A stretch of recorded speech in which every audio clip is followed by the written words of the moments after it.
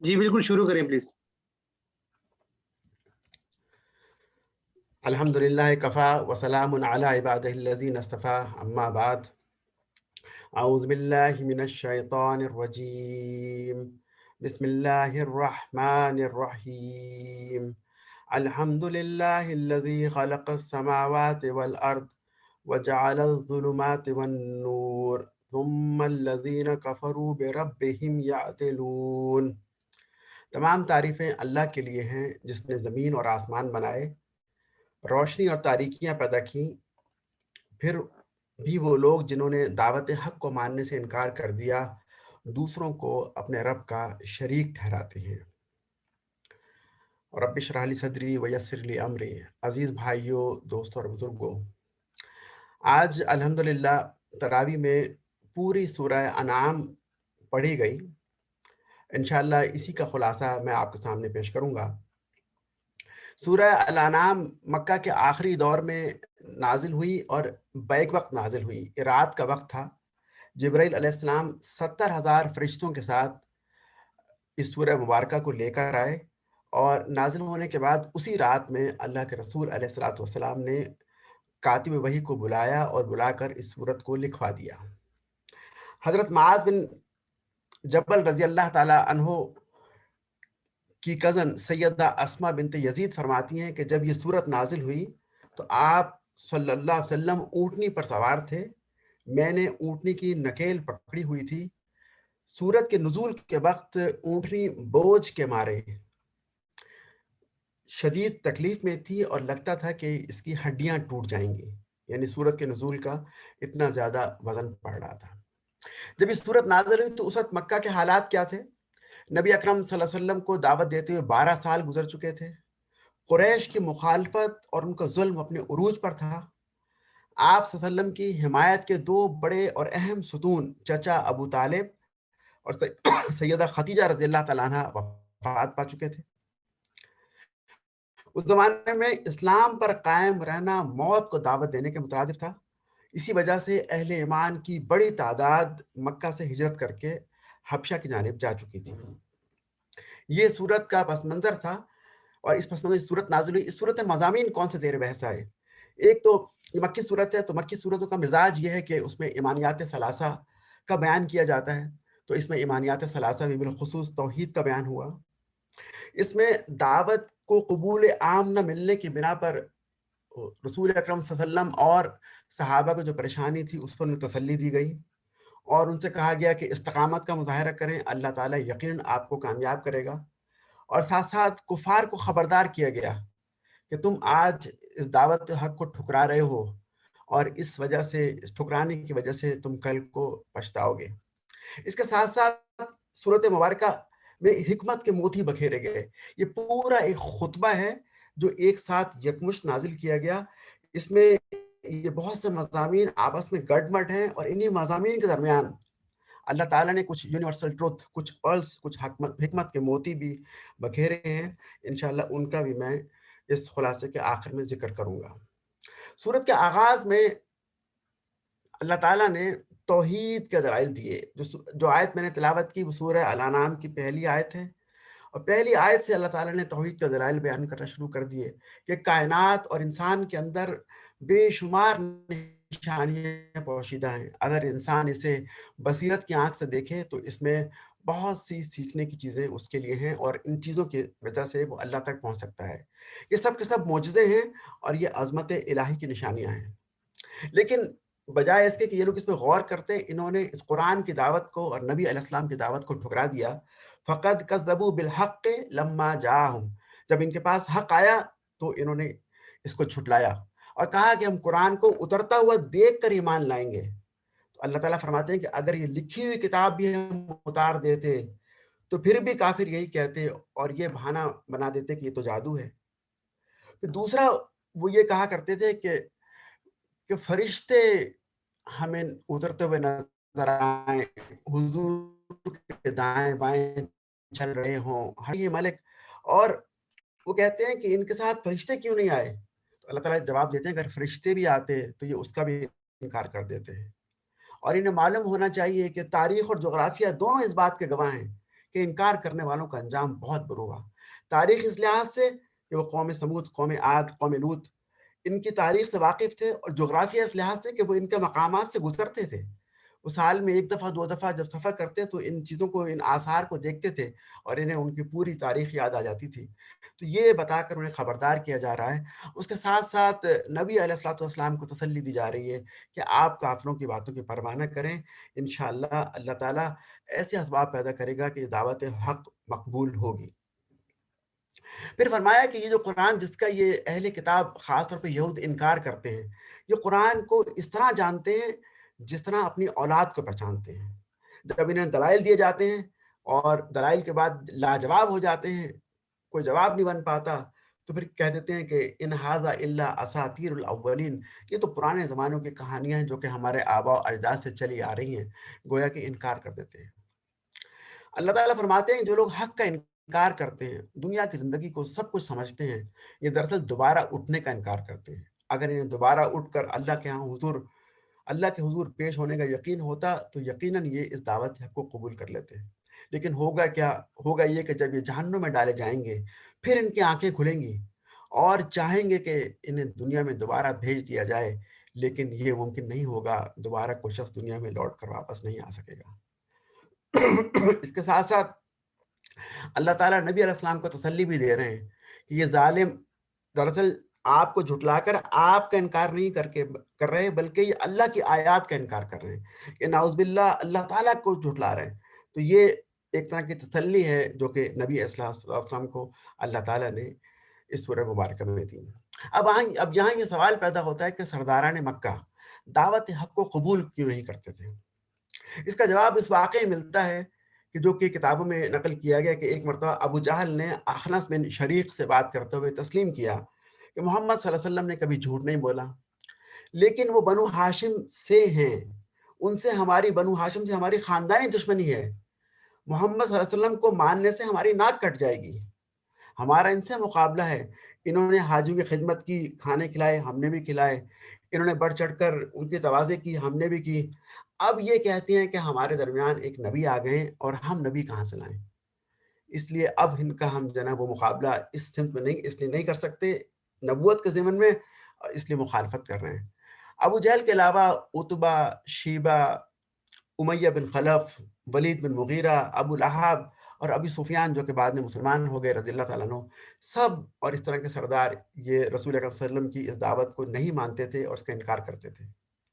ان کے دلائل کی بنا پر قرآن نے یہ کہا کہ وَإِن يَرَوْا كُلَّ آيَةٍ لَا يُؤْمِنُوا بِهَا، اگر ان کو آپ تمام نشانیاں بھی دکھا دیں گے تو اس پر ایمان لانے والے نہیں۔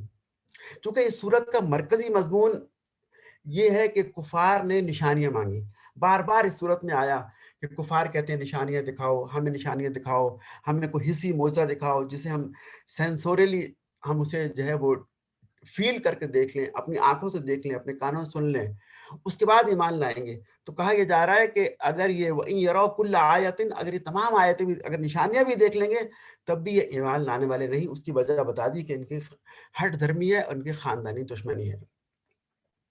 اس کے بعد خطاب کا رخ مڑتا ہے اللہ تعالیٰ کے رحمت کی جانب۔ فرمایا کہ جب بندہ اللہ تعالیٰ کی جانب لوٹتا ہے گناہ کے بعد، اسے احساس ہوتا ہے کہ اس سے غلطی ہو گئی، تو اس کے اس لوٹنے سے اللہ تعالیٰ خوش ہوتے ہیں۔ بندہ توبہ کرتا ہے تو اللہ تعالیٰ توبہ کرنے والے کو معاف فرما دیتے ہیں۔ لیکن جب یہی بندہ غلطی کرنے کے بعد شیطان کی طرح بغاوت کی راہ پر چل نکلتا ہے تو اللہ تعالیٰ نعمت کے دروازے کھول دیتے ہیں۔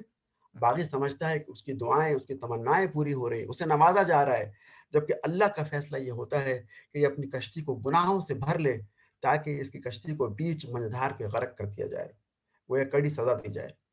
پھر اس کے بعد اللہ تعالیٰ فرماتے ہیں کہ توحید کے ضمن میں اے نبی آپ کہہ دیجئے قُل لا اقول لکم عندی خزائن اللہ، آپ کہہ دیجئے کہ میرے پاس اللہ کے خزانے نہیں ہیں، ولا عالم الغیب، اور نہ میں علم غیب رکھتا ہوں، ولا اقول لکم انی ملک، اور نہ میں یہ کہتا ہوں کہ میرے پاس فرشتے ہیں۔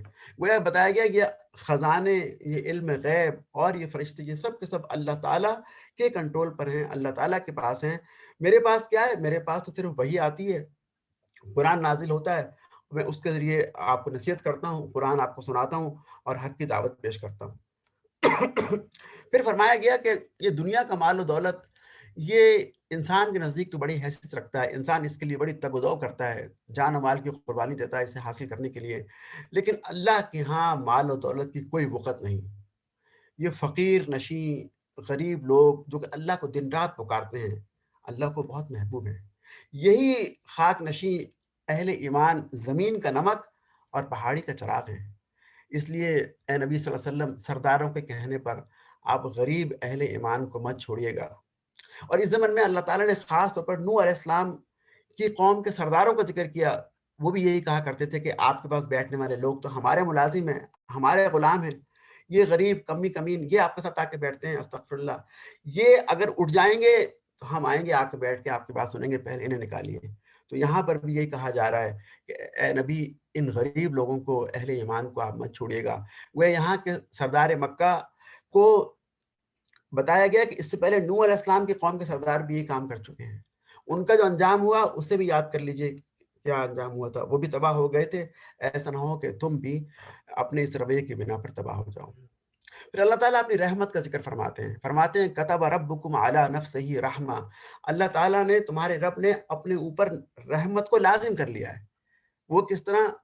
وہ اس طرح کہ اگر کوئی شخص توبہ کرنا چاہے اور توبہ کے لیے سنجیدہ ہو تو اللہ تعالیٰ نرمی سے کام لیتے ہیں اور اس کی توبہ کو قبول فرماتے ہیں۔ اس زمانے میں کافر ایک بات اور یہ بھی کہا کرتے تھے کہ نبی علیہ السلام نے دعوت پیش کی، ہم نے انکار کیا، اور یہ بھی کہا گیا کہ اگر نہیں مانو گے تم پر عذاب آ جائے گا۔ ہمارے انکار کے بعد آخر عذاب کیوں نہیں آیا؟ گویا اس سے یہ بتانا چاہ رہے تھے کہ نعوذ باللہ یہ دعوت صحیح نہیں ہے، تبھی تو عذاب نہیں آیا۔ تو اس کے جواب میں اللہ تعالیٰ یہ فرما رہے ہیں کہ اللہ جانتا ہے کہ ظالموں کے ساتھ کیا معاملہ کرنا ہے۔ اللہ کے ہاں ہر عذاب کا، ہر معاملے کا ایک وقت طے ہے، وہ اپنے اسکیجول کے لحاظ سے آئے گا، کسی کے کہنے سے، کسی کے طعنہ دینے سے، کسی کے مانگنے سے عذاب نہیں آئے گا۔ اور یاد رہے کہ جب عذاب آئے گا تو یہ مجرم چھپ نہیں سکیں گے، اللہ سے کوئی چیز پوشیدہ نہیں ہے۔ پھر فرمایا کہ درخت سے گرنے والا ایک پتا، زیر زمین پڑے ہوئے دانے، بر و بر کی تمام چیزیں اللہ تعالیٰ کے نزدیک ایک کھلی کتاب کی طرح ہیں۔ جب عذاب آئے گا تو اللہ تعالیٰ ان کو پکڑ لے گا اور یہ سزا بھگتیں گے۔ آیت نمبر 74 سے ابراہیم علیہ السلام کا ذکر شروع ہوتا ہے۔ خاص طور پہ اللہ تعالیٰ ان کی جوانی کے واقعے کا ذکر کرتے ہیں۔ انہوں نے بت پرستی کے ماحول میں آنکھ کھولی، وہ شرک سے بہت دور تھے، متنفر تھے۔ اس وقت ان کی قوم 3 طرح کے شرک کیا کرتی تھی: بت پرستی کا شرک، ستارہ پرستی کا شرک، اور شاہ پرستی کا، بادشاہ کی عبادت کا شرک۔ یہ تینوں شرک اس زمانے میں رائج تھے، اور ابراہیم علیہ السلام کے والد بت ساز بھی تھے اور پروہت بھی تھے، کاروبار بھی کیا کرتے تھے۔ ابراہیم علیہ السلام نے اپنے والد صاحب کو بھی سمجھایا اور قوم کے سامنے بھی توحید کی دعوت رکھی، ان کے ایک ایک بت، ایک ایک الہ کا ذکر کیا اور دلائل سے انہیں رد کیا۔ انہوں نے تمثیل کے طور پر سمجھانے کے لیے ستاروں کا ذکر کیا، جب ستارے نظر آئے رات کو آسمان پہ تو کہا یہ چمکنے والے ہیں، یہ میرا خدا ہے۔ جب وہ ڈوب گئے تو کہنے لگے ڈوبنے والا میرا خدا نہیں ہو سکتا۔ پھر چاند نظر آیا، چاند بڑا تھا، روشنی زیادہ تھی، کہا شاید یہ میرا خدا ہو۔ جب چاند ڈوب گیا تو کہنے لگا کہ ڈوبنے والا میرا خدا نہیں ہو سکتا۔ اسی طرح سورج کا معاملہ ہوا، سورج چمکا، سورج کو دیکھا تو کہا شاید یہ میرا خدا ہو۔ جب یہ سب ڈوب گئے تو قال لا احب العافلین، فرمایا کہ میں ڈوبنے والوں کو پسند نہیں کرتا، ڈوبنے والے میرے خدا نہیں ہو سکتے۔ میرا خدا تو بس ایک وہی ہے جو کبھی نہ جسے اونگ آتی ہے، نہ وہ سوتا ہے، نہ وہ تھکتا ہے، جس نے سب کو پیدا کیا ہے اور پھر اعلان کر دیا کہ میں یکسو ہو کر اسی کی جانب رخ پھیر رہا ہوں۔ اور پھر اپنی قوم سے کہا کہ تم جن بتوں کو مانتے ہو، کیا تمہارے پاس اس کے لیے کوئی سلطانی گواہ ہے، کوئی ثبوت ہے جس کی بنیاد پر تم یہ دعویٰ کر سکو کہ اللہ تعالیٰ نے خود انہیں اپنا شریک ٹھہرایا ہے؟ یقیناً ایسا کوئی ثبوت تمہارے پاس نہیں ہے۔ ابراہیم علیہ السلام کا ذکر کرنے کے بعد اسی صورت انعام میں آگے چل کر اللہ تعالیٰ نے ابراہیم علیہ السلام کی اولاد میں آنے والے تقریباً 19 جلیل القدر انبیاء کا ذکر کیا۔ ابراہیم کے بعد لوط علیہ السلام، اسحاق، یعقوب، اسماعیل، نوح، داؤد، سلیمان، ایوب، یوسف، موسیٰ، ہارون، زکریا، یونس، ایوب، الیسیح، یحییٰ، عیسیٰ اور الیاس سلام علیہم۔ ان تمام کا ذکر کرنے کے بعد اللہ تعالیٰ نے فرمایا کہ یہ بڑی شان والے تھے، ان کو ہم نے فضیلت دی تھی۔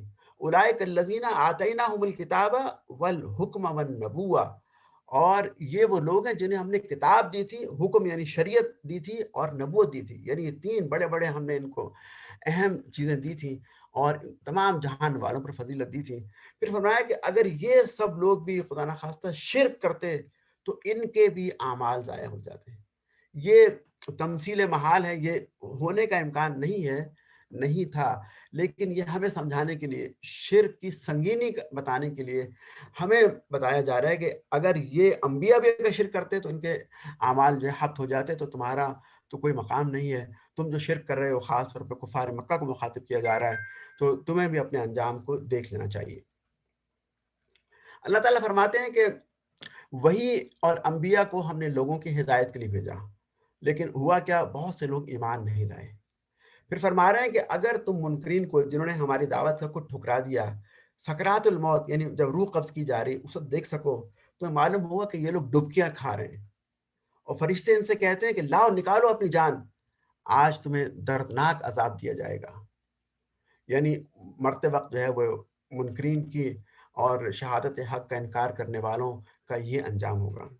اس کے بعد اس سورہ مبارکہ کی آیت نمبر 95 سے 110 میں اللہ تعالیٰ نے آفاق و انفس یعنی اس کائنات میں پھیلی ہوئی بے شمار نشانیاں اور انسان کے اپنی پیدائش سے، انسان کے اپنے جسم سے مثالیں پیش کی، اور ان کو توحید کی تائید اور شرک کی نفی میں اس بیان کیا۔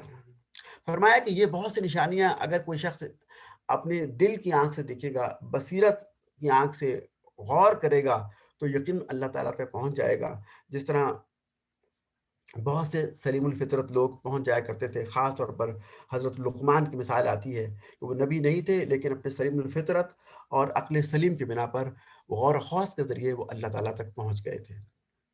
اس کے بعد اللہ تعالیٰ نے بہت سی نشانیاں بتائیں، کیونکہ آج کل بھی ایسا ہوتا ہے کہ بہت سے لوگ کہتے ہیں نشانیاں بتائیں، ہمیں کوئی علامت نظر آ جائے پھر ہم نیک کام شروع کریں گے، پھر ہم پکے مسلمان ہو جائیں گے، پھر ہم گناہ چھوڑ دیں گے۔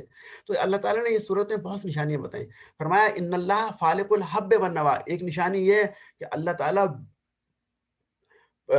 بیج کو پھاڑ کر اس کے اندر سے پودا نکالتا ہے۔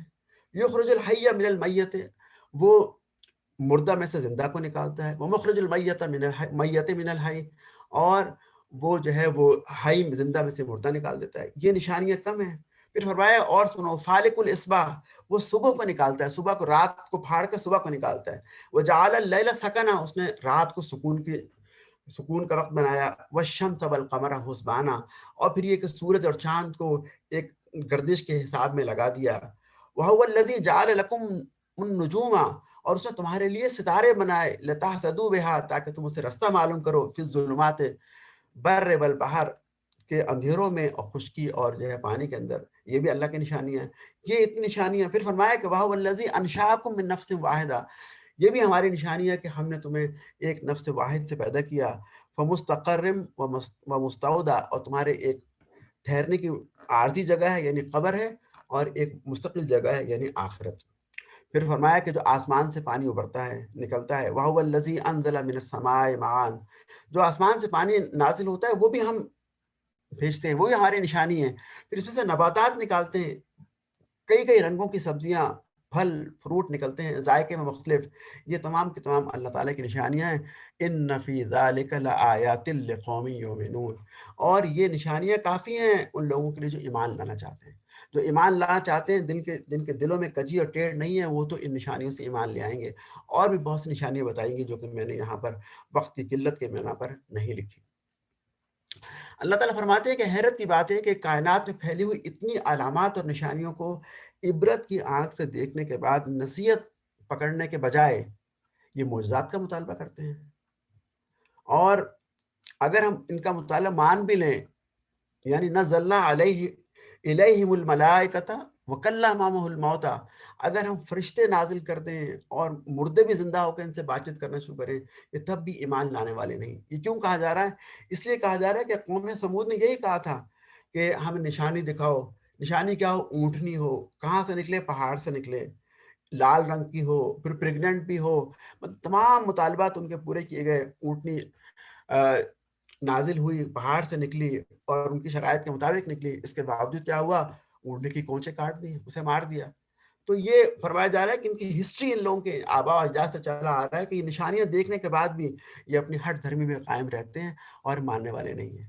پھر کہا گیا کہ یہ جو شیطانی قوتیں ہیں مکہ میں جو سردار ہیں جو کہ آپ میں مخالفت کر رہے ہیں، اے نبی صلی اللہ علیہ وسلم یہ تاریخ میں پہلی دفعہ ایسا نہیں ہوا کہ کسی نبی کو ان طرح کے لوگوں سے واسطہ پڑ رہا ہے، بلکہ اس سے پہلے بھی یہ شیطانی قوتیں ہر نبی کے خلاف برسر پیکار رہیں، لیکن اللہ نے ان کو ڈھیل دی، انہیں بھی آزمایا اور اہل ایمان کو بھی آزمایا۔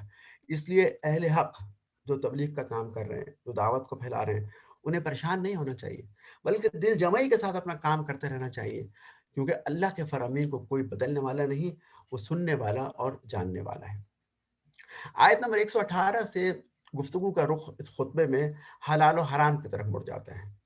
اہل کتاب یہود نے حلال و حرام میں بہت سی چیزیں تبدیل کر لی تھیں، کچھ حلال چیزوں کو حرام کر لیا تھا، کچھ حرام کو حلال کر لیا تھا، ان کے عقائد کی اصلاح کی گئی۔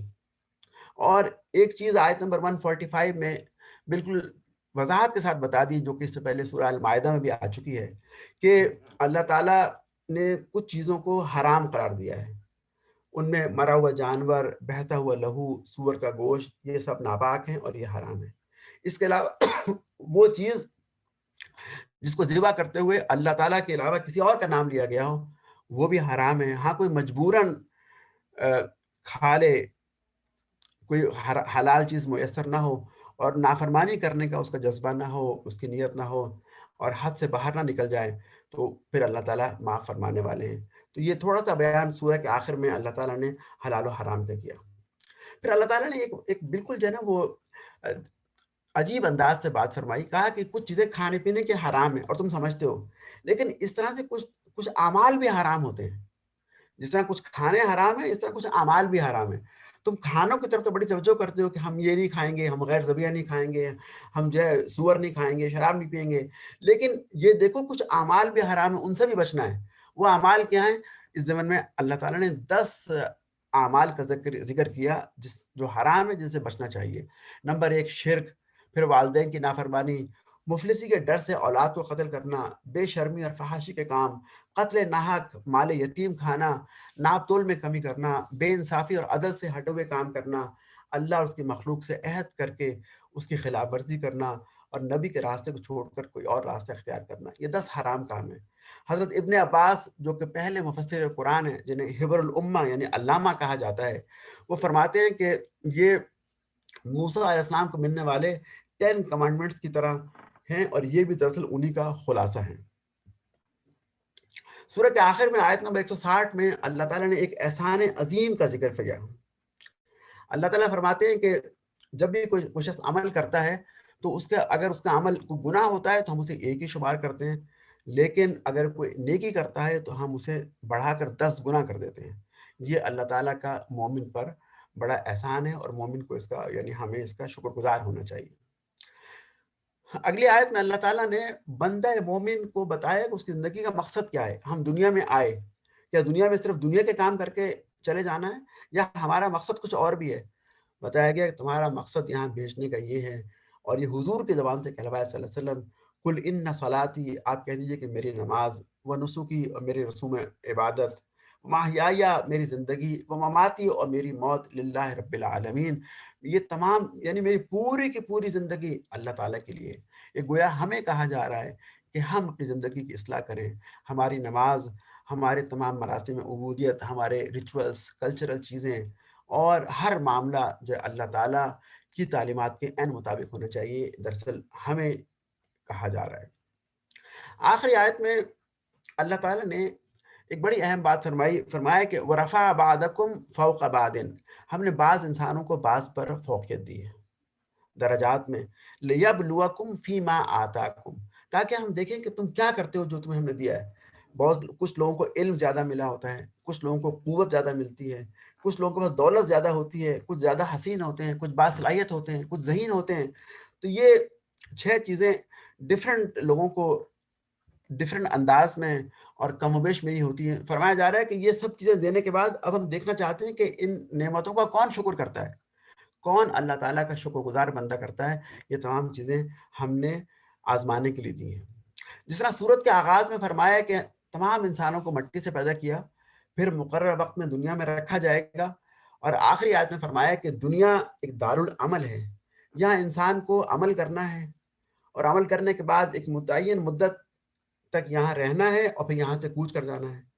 اس کے بعد آخرت ہوگی، آخرت دارالحساب ہے، دنیا دارالعمل تھی ہے اور آخرت دارالحساب ہے، وہاں آخرت میں اعمال کی جواب دہی کرنا ہوگی۔ یہ بات انسان کے سامنے ہر وقت رہنی چاہیے۔ گویا آخرت کا ایک کانسیپٹ دیا جا رہا ہے کہ اگر آخرت کا خوف انسان کے دل میں پیدا ہو جائے تو اس کے اعمال بہتر ہو سکتے ہیں۔ پھر فرمایا کہ اور تم آخرت میں دیکھ لو گے کہ تمہارا رب سزا دینے میں بہت تیز ہے، سریع الحساب ہے، اور اطاعت گزار بندوں سے بہت درگزر کرنے والا ہے۔ جیسا کہ میں نے شروع میں عرض کیا کہ اس صورت میں جہاں خطبے میں بہت سی چیزیں اللہ تعالیٰ نے ڈسکس کی، وہاں درمیان میں جا بجا حکمت کے موتی بھی بکھیرے ہیں۔ یہی چند موتی میں نے چنے اور آپ کے سامنے رکھنا چاہ رہا ہوں اس صورت مبارکہ میں سے۔ فرمایا کہ وَإِن يَمْسَسْكَ اللَّهُ بِضُرٍّ فَلَا كَاشِفَ لَهُ إِلَّا هُوَ، جب اللہ تعالیٰ کسی پر مصیبت نازل کرتے ہیں تو کوئی بھی اسے ہٹانے والا نہیں ہے۔